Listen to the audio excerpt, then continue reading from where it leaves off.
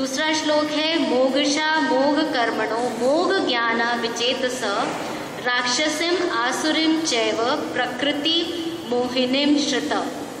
इसका अनुवाद है, जो लोग इस प्रकार मोहग्रस्त होते हैं वे आसुरी तथा नास्तिक विचारों के प्रति आकृष्ट रहते हैं। इस मोहग्रस्त अवस्था में उनकी मुक्ति आशा, उनके सकाम कर्म तथा ज्ञान का अनुशीलन सभी निष्फल हो जाते हैं। पहले मंगलाचरण। ओम अज्ञानतिमिरन्धस्य ज्ञानाञ्जनशलाकया चक्षुरुन्मिलितं येन तस्मै श्रीगुरुवे नमः। श्रीचैतन्यमनोभीष्टं स्थापितं येन भूतले स्वयं रूप कदा मह्यं ददाति स्वपदान्तिकं। वन्देऽहं श्रीगुरु श्रीयुतपदकमलं श्रीगुरून् वैष्णवांश्च श्रीरूपं साग्रजातं सहगण रघुनाथान्वितं तं सजीवं साधुवैतं सावधूतं परिजनसहितं कृष्णचैतन्यदेवं श्रीराधाकृष्णपादान् सहगण ललिता श्रीविशाखान्वितांश्च।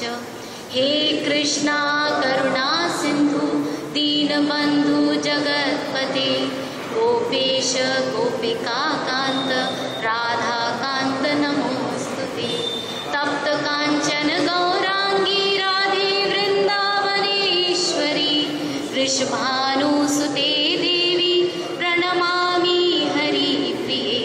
वाञ्छाकल्पतरुर्भयश्च कृपा सिन्धुभैव च पतितानां पावनेभ्यो वैष्णवेभ्यो नमो नमः। जय श्री कृष्ण चैतन्य प्रभु नित्यानंद श्री अद्वैत गदाधर श्रीवासादि गौर भक्त वृंद। हरे कृष्णा कृष्ण कृष्ण हरे हरे, हरे राम राम राम हरे हरे। हरे कृष्णा कृष्ण कृष्ण हरे हरे, हरे राम राम राम हरे हरे। हरे कृष्णा कृष्ण कृष्ण हरे हरे, हरे राम राम राम हरे हरे। नमो ओम विष्णुपादाय कृष्णप्रेष्ठाय भूतले श्रीमते भक्तिवेदांत स्वामिनिति नामिने। नमस्ते सरस्वती देवे गौरवाणी प्रचारिणे निर्विशेष शून्यवादी पाश्चात्य देश तारिणे। श्रील प्रभुपाद की जय। तो इस श्लोक का जो पहला वर्ड है वो क्या है? अवजानन्ति माम मूढ़ा, कि जब मैं मनुष्य रूप में अवतरित होता हूँ तो मूर्ख मेरा उपहास करते हैं। मूर्ख कौन है? श्रील प्रभुपाद जो है वो जो अपना लेक्चर शुरू करते हैं तो वो कहाँ से शुरू करते हैं कि मूर्ख कौन है? मूढ़ा मतलब मूर्ख। सिंपल हिंदी है या संस्कृत है, कुछ भी कह लीजिए। मूढ़ा मतलब मूर्ख। और मूर्ख कौन होता है? जिसको हम क्या कहते हैं? बेवकूफ़, अकल नहीं है। तो भगवत गीता में अकल, भगवत गीता के हिसाब से अकल किसको नहीं है? जो भगवान के विषय में नहीं जानता है, या भगवान स्वयं कह रहे हैं जो उनको साधारण मनुष्य समझता है वो मूर्ख है। क्योंकि जब वो भगवान के विषय में ये समझता है कि वो साधारण मनुष्य है तो वो उनकी जो असाधारण लीलाएं हैं उसके बारे में समझ नहीं सकता है। सिंपल बात है, बहुत सिंपल एकदम, कि अवजानन्ति मां मूढ़ा। और फिर क्योंकि वो उनको साधारण मनुष्य या पुरुष समझता है तो वो उनका उपहास करता है। उपहास क्या होता है? किसी का मजाक उड़ाना। अरे ये क्या, ये तो साधारण मनुष्य है, ये क्या कर सकता है, या कर लिया तो थोड़ी बहुत असाधारण है, कोई खास बात नहीं है। तो जब वो आदमी इंसान ऐसा समझ समझता है कि भगवान जो हैं वो साधारण मनुष्य हैं या पुरुष हैं, तो वो क्या हुआ? मूर्ख है। ये भगवान स्वयं कह रहे हैं। हम लोग देख रहे हैं कि 9वां अध्याय सारा भगवान के द्वारा कहा गया है। भगवद गीता अर्थात भगवान के द्वारा गाया गया गीत। So there is no question कि भगवान यहाँ पे अपने बारे में कुछ गलत कह रहे हैं। भगवान कह रहे हैं जो मुझे मेरे विषय में नहीं जानता है वह मूर्ख है, और इसी कारण फिर वो मजाक उड़ाता है। हम लोग उपहास करते हैं, ये मूर्ख है, इसका उपहास करते हैं ना। जिसके बारे में नहीं जानते हैं उसकी क्रियाओं के बारे में अगर हम नहीं जानते हैं और वो किस भाव से यह कर रहा है उसके ऊपर भी हम उपहास करते हैं। तो यहाँ भगवान कह रहे हैं जो मुझे नहीं जानते हैं वो मेरा उपहास करते हैं, मेरा मजाक उड़ाते हैं, लेकिन ऐसा नहीं है। और बहुत लोग कहते हैं कि ऐसा कुछ है नहीं तो इसलिए हम भगवान में नहीं मानते। मैं भगवान को नहीं मानता। प्रभुपाद यहाँ कहते हैं ये बोलने की भी ताकत उसको किसने दी कि मैं भगवान को नहीं मानता? इतनी शक्ति किसने दी उसको? किसके अंदर इतना दम है कि वो अपने आप ये बोल सके या कुछ भी बोल सके, मैं भगवान को नहीं मानता। अभी कुछ हमारे को हो जाता है, आवाज़ बंद हो जाती है, तो ये शक्ति, ये पावर हमको किसने दी कि मैं भगवान को नहीं मानता? भगवान ने दी है। अगर ये सब जानने के बावजूद वो भगवान को नहीं मानता फिर क्या है? मूर्ख है। प्रभुपाद कहते हैं कि सारी शक्ति, जो एनर्जी है, जो पावर हमारे अंदर आती है वो भगवान से ही आती है, वरना ये शरीर क्या है? मिट्टी है। यूपी की तरफ इंडिया में आप जाएंगे, अगर किसी की मृत्यु हो जाती है तो ये नहीं कहता है कि ये शव कब उठाएंगे या क्या करेंगे, बोलेंगे इसकी मिट्टी कब उठाएंगे। तो ये शरीर क्या है? मिट्टी है, पत्थर है, कुछ भी नहीं है। इस पत्थर के अंदर कहाँ से ताकत आती है? भगवान से ताकत आती है। तो जो भगवान को नहीं जानते वो क्या है? मूर्ख हैं। उनकी शक्तियों को नहीं जानते वो भी मूर्ख हैं। इसलिए हम लोगों को जब ये सब शक्तियाँ चलते हुए हम सब देखते हैं तो इसके पीछे क्या है वो हम लोगों को पता होना चाहिए। ये शुरू से इस चैप्टर में भगवान समझा रहे हैं। आप देखिए कितनी बार 7 चैप्टर में भी भगवान ने बोला है कि मूर्ख है जो मुझे नहीं जानता है। 7:15 पिछली बार हम चर्चा कर रहे थे 2 हफ्ते पहले। आज फिर यही बात आती है, भगवान फिर से कह रहे हैं कि जो मुझे नहीं जानता है वह मूर्ख है। कितनी बार भगवान एक बात को रिपीट करते हैं? क्यों करते हैं? क्योंकि हम लोगों की बुद्धि कम है। बार बार रिपीट करेंगे तो शायद समझ में आ जाएगी। वही बात रिपीट करते हैं डिफरेंट तरीके से। फिर क्योंकि भगवान शक्तिशाली हैं तो हम लोगों का क्या कर्तव्य होता है? उनकी शरण में जाना। हम शक्तिशाली इंसान की शरण में जाते हैं कि उस इंसान से हमको हेल्प मिलेगी। यहाँ तो भगवान हमारे को 100% हेल्प कर रहे हैं, वो भी फ्री में, विदाउट आस्किंग फॉर एनीथिंग।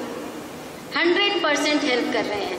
अब जो भगवान को जानता है, उनके कंट्रोल को जानता है, वो समझता है कि आज मैं कुछ भी कर रहा हूँ, कर रही हूँ, वह सब इसीलिए पॉसिबल है, इसीलिए संभव है क्योंकि भगवान की शक्ति है। हम लोग भगवान का अंश हैं।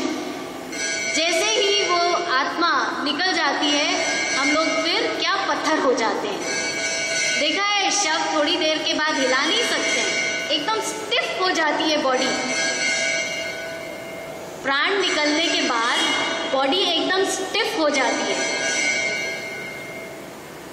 और अभी क्या है, आप लोग सब कुछ हिला सकते हैं, लेकिन अनफॉर्चुनेटली किसी के साथ कोई घटना हो जाए, कुछ हो जाए, पैरालिसिस का अटैक हो जाए तो क्या होगा? नहीं पॉसिबल होगा। इसके पीछे क्या है? शक्तियाँ हैं ना भगवान की, उसके ऊपर हमको विश्वास नहीं है। तो ये सब भगवान स्वयं बता रहे हैं कि ये सब जो सृष्टि का संचालन होता है, सब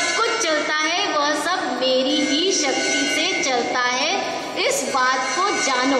अगर इस बात को नहीं जानते हो तो क्या है, हम मूर्ख हैं। प्रभुपाद ने तो यहाँ लिखा है कि मूढ़ा मीन्स एस, सीधे गधा, क्योंकि उसको कुछ नहीं पता है। तो फिर उसमें और हम में क्या फर्क हो गया?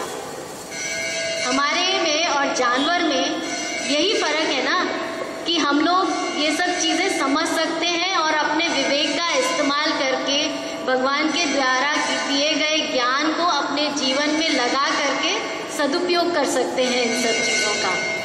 अगर जानवर के सामने ये ज्ञान पढ़ा जाए तो क्या होगा? कुछ नहीं होगा, कोई इम्पैक्ट नहीं होने वाला है उसके ऊपर।